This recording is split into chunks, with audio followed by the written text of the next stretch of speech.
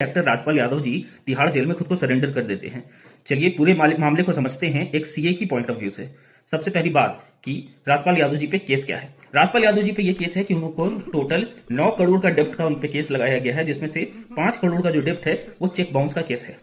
इस केस के अगेंस्ट में उन्होंने दिल्ली हाईकोर्ट में एक प्ली लिखी थी कि मुझे थोड़ा और टाइम चाहिए, जिस प्ली को दिल्ली हाईकोर्ट ने रिजेक्ट कर दिया और उनसे कहा कि आप जाकर के तिहाड़ जेल में खुद को सरेंडर करिए। तिहाड़ जेल में 5 फरवरी 2026 के दिन उन्होंने खुद को जाके सरेंडर भी कर दिया।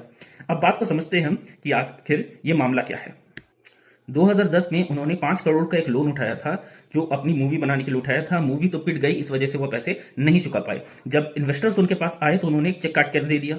जो उन्होंने चेक काट करके दिया वो चेक बाउंस हो गया। इन्वेस्टर्स दोबारा उनके पास आए, उन्होंने दोबारा उन्हें चेक दिया और वो चेक एक बार फिर से बाउंस हो गया, जिसके खिलाफ वो जाकर के केस कर देते हैं राजपाल यादव जी के खिलाफ। ये केस किस सेक्शन में होता है? इंडिया के अंदर एक एक्ट है, नेगोशिएबल इंस्ट्रूमेंट एक्ट। इस एक्ट का सेक्शन 138 कहता है कि यदि आप किसी का जानबूझकर चेक बाउंस करते हैं तो आप एक क्रिमिनल ऑफेंस कर रहे हैं, जिसके लिए आपको 2 साल तक की सजा और साथ ही साथ चेक के अमाउंट का 2 गुना तक का पेनल्टी लग सकता है।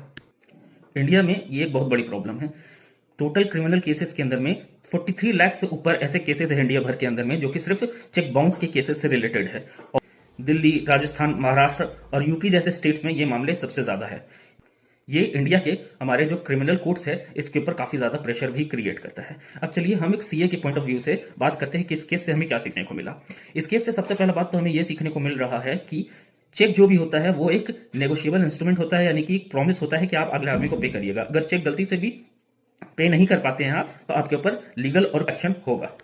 दूसरा कि लोन का जो भी डॉक्यूमेंट होता है वो हमेशा प्रॉपर होना चाहिए, यानी कि जो लोन दे रहे हैं, जो लोन ले रहे हैं, दोनों को अपने बुक्स में हमेशा दिखाना चाहिए लोन के बारे में, और साथ ही साथ आपके लोन का एक डीड भी बनना चाहिए।